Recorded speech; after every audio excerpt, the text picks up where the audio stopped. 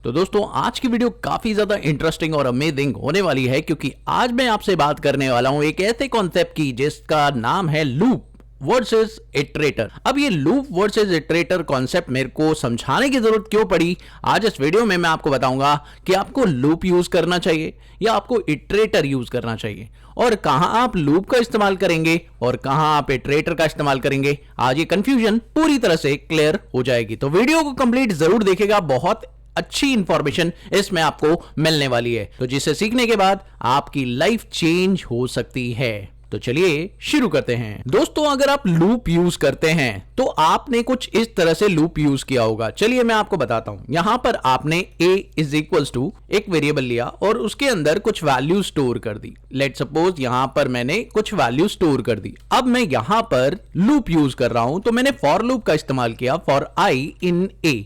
इस तरीके से आपने लूप का इस्तेमाल किया और अब बोल दिया कि आपको प्रिंट करना है, तो आपने लिखा प्रिंट i।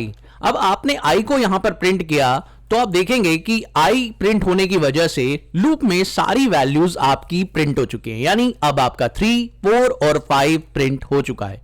लेकिन दोस्तों एक बात यहां पर सोचने वाली है कि अगर आप यहां पर 3 को पिकअप करना चाहते हैं तो वो आप कैसे करेंगे। जी हां, मैं यहां पर बात कर रहा हूं सिर्फ 3 को।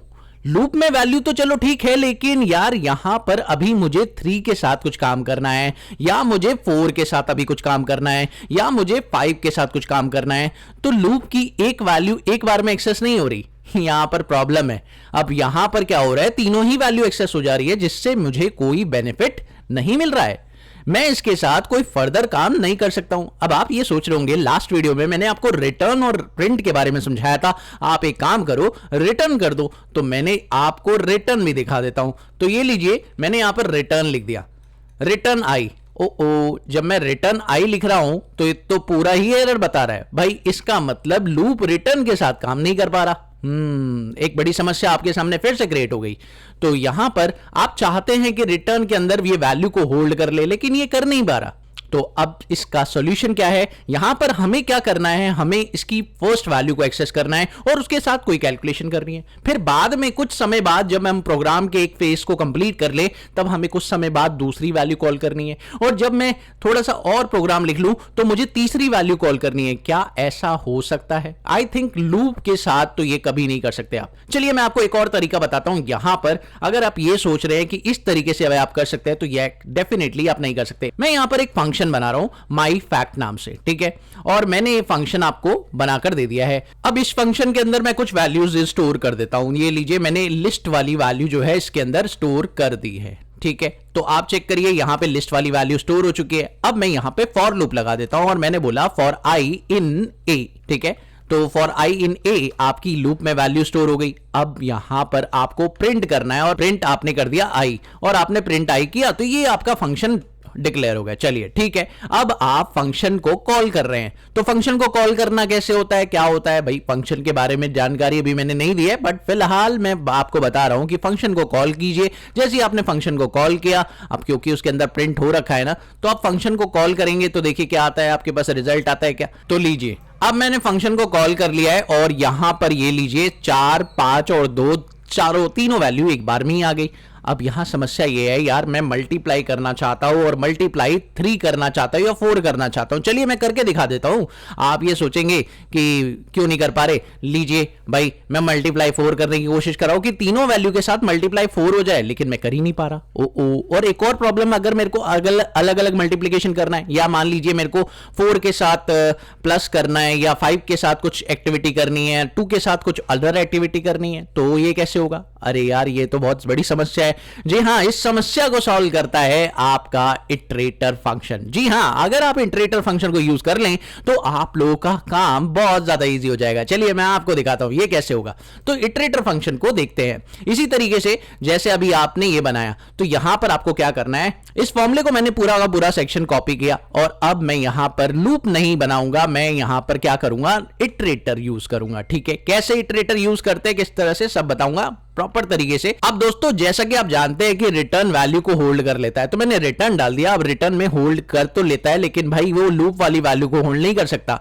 तो यहां पर एक एक वैल्यू को अगर आपको होल्ड कराना है तो आपको लिखना होगा इटरेटर, और इटरेटर फंक्शन के अंदर आप ए लिख दीजिए। अब ये देखिए मैजिक होने वाला है। रिटर्न कीवर्ड के अंदर आपने एक वैल्यू को होल्ड करा दिया। अब यहां पर ए की सारी वैल्यू होल्ड हो चुके हैं, यानी ये एक लूप ही है। एक्चुअली में कहा जाए तो ये लूप ही है, लेकिन यहां पर ये मैजिकल लूप है।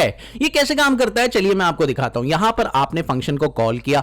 अब क्योंकि आपने रिटर्न में डाला हुआ है वैल्यू को, और आपने मेरी लास्ट वीडियो देखी थी और आपको पता है कि भाई रिटर्न की वैल्यू को कॉल करने के लिए हमें एक नया वेरिएबल चाहिए होता है। तो हमने एक नया वेरिएबल ले लिया भैया एक्स, और यहां पर जब मैं इसकी वैल्यू को कॉल करूंगा तो देखिए क्या आएगा रिजल्ट, चेक करिए। ओ अभी रिजल्ट नहीं आया। क्यों नहीं आया?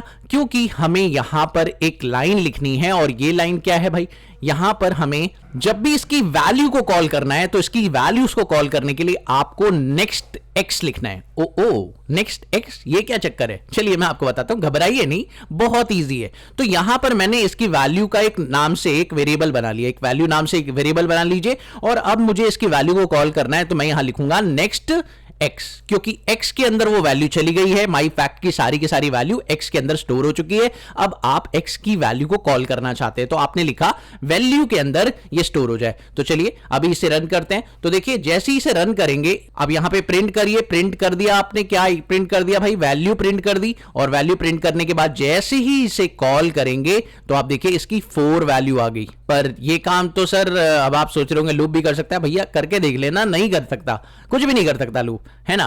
तो अब देखिए क्या करके दिखाता हूं मैं यहां पर एक और काम। और ये देखिए लूप के अंदर तो आप ये भी नहीं कर सकते। जैसे मान लीजिए मैंने मल्टीप्लाई कर दिया, अब यहां पर मैं मल्टीप्लाई कर देता हूं, और मल्टीप्लाई मैंने 4 कर दिया, ठीक है। और अब इसे रन कर देते हैं, ये लीजिए, ओह 16 हो गया, क्या बात है ना, अमेजिंग। और अब मैं आपको एक और मैजिक दिखाता हूं। देखिए क्या मैजिक ये है कि अगर मान लीजिए मैं इसकी सेकंड वैल्यू, अब काफी बड़ा प्रोग्राम मैंने लिख लिया है, लेट्स सपोज इसके बीच में काफी बड़ा प्रोग्राम मैंने एंटर कर लिया है, और अब मैं चाहता हूं लूप की अगली वैल्यू कॉल करूं। तो वैल्यू जरूरी नहीं है वैल्यू लिखे, आप कोई भी वेरिएबल बना सकते हैं। जैसे मान लीजिए मैंने जेड नाम का वेरिएबल बना लिया, और अब मुझे उसकी अगली वैल्यू को कॉल करना है, ठीक है। मुझे एक एक करके ही कॉल करना है, एक साथ कॉल नहीं करना है। तो अब देखिए इसकी अगली वैल्यू को मैंने यहां पर कॉल किया और एक्स लिखा, और मान लीजिए इस बार मुझे उसके साथ भाई प्लस करना है, ठीक है। प्लस कितना करना है जी, 38 प्लस करना है। ओके, अब मैं प्रिंट कर रहा हूं यहां पर जेड को। तो देखिए जी अगली वैल्यू कौन सी थी, 5, और 5 प्लस 38 43 होता है। तो चलिए देखिए आंसर 43 आता है या नहीं।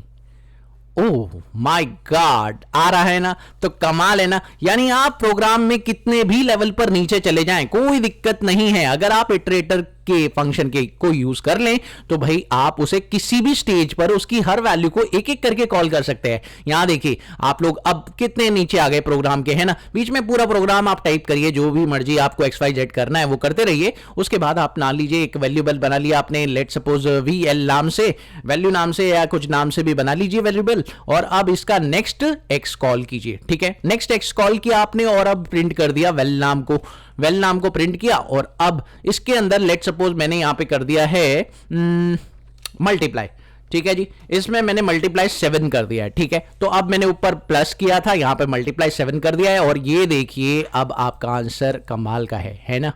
और अगर आप ये काम उधर करने की कोशिश करने सोच रहे हैं कि भाई कर लेंगे हम लोग उधर भी, तो भैया ये काम उधर नहीं हो सकता। क्यों, चलिए मैं दिखा देता हूं। भैया आपने प्रिंट कर दिया यहां पर, है ना। अब आप ये सोच रहे हैं कि रिटर्न कर लूं, तो रिटर्न में भैया वैल्यू होल्ड नहीं हो रही। ये लीजिए, चलिए वैल्यू होल्ड भी होगी। ओके चलिए मान लीजिए आपकी वैल्यू होल्ड भी होगी, तो अब आप माई फैक्ट को कॉल करेंगे और मल्टीप्लाई बाय 4 करेंगे। ये लीजिए, नहीं हुआ ना।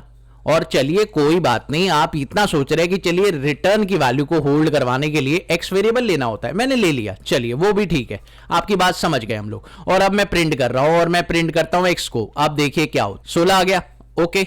लेकिन अब इसकी दूसरी वैल्यू का क्या, अब पहली वैल्यू तो कॉल हो गई, सेकेंड वैल्यू को कैसे कॉल करूं, समझाइए मुझे।